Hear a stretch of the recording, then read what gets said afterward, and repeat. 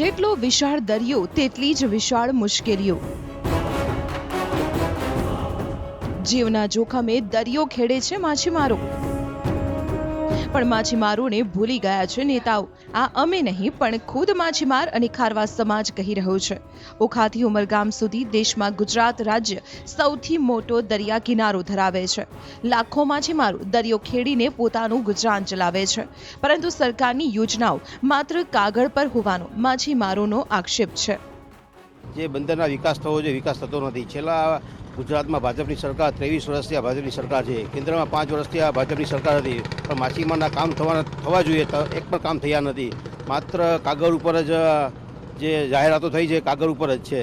એટલે તો ઘણા બંદરના પ્રશ્નો છે, સબસિડીના પ્રશ્નો છે, કેરોસીન નથી મળતું, પિલાણા આવે ને ફાઈબરની ઓલા એને કેરોસીન બંધ કરી દીધું સરકારે।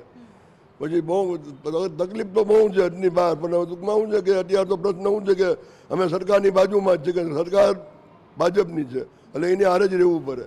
TV9 ગુજરાતીની YouTube ચેનલને સબસ્ક્રાઇબ કરો અને બેલ બટન જરૂરથી દબાવો, જેથી દરેક વિડીયોના નોટિફિકેશન તમને મળતા રહે। માછીમારોની સુરક્ષાનો વિષય હોય, પાકિસ્તાન પ્રત્યેની નીતિ હોય કે પછી જેટીનો વિષય, ગુજરાતના માછીમારો પરેશાન થઈ રહ્યા છે।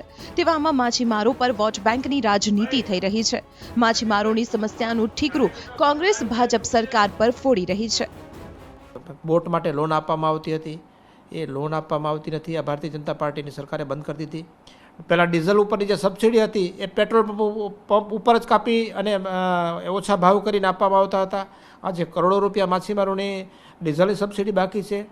નવું એક ફિશરીઝ પોર્ટ આખા ગુજરાતની અંદર ભારતીય જનતા પાર્ટીની સરકાર આવ્યા પછી એક સિંગલ ડેમ બનાવ્યો નથી। તો બીજી તરફ ભાજપે કોંગ્રેસના આક્ષેપો ફગાવી દીધા અને દાવો કર્યો કે ભાજપની સરકારે જ માછીમારો અને ખારવા સમાજ માટે કામ કર્યું છે। 55 વર્ષ જે લોકો સત્તા ઉપર લીધા એનીએ કંઈ ન કીધું। હવે આપણા નરેન્દ્રભાઈ છે વડાપ્રધાન તરીકે, માત્ર 5 વર્ષ થયા, તો એને પ્રશ્ન પૂછે તો તમે 55 વર્ષમાં રોજગારી માટે શું કર્યું? એ જો તમે બરાબર કર્યું તો આજે આ દેશના પ્રશ્નો ન રહેત। એટલે પ્રશ્નના મૂળમાં જે લોકો વધુમાં વધુ સત્તા ઉપર એનો છે એ છે। ભાજપ કોંગ્રેસની રાજનીતિ વચ્ચે પીસાઈ રહેલા સાગર ખેડૂઓની માંગ એ છે કે તેમની સમસ્યાઓને ઉકેલવામાં આવે।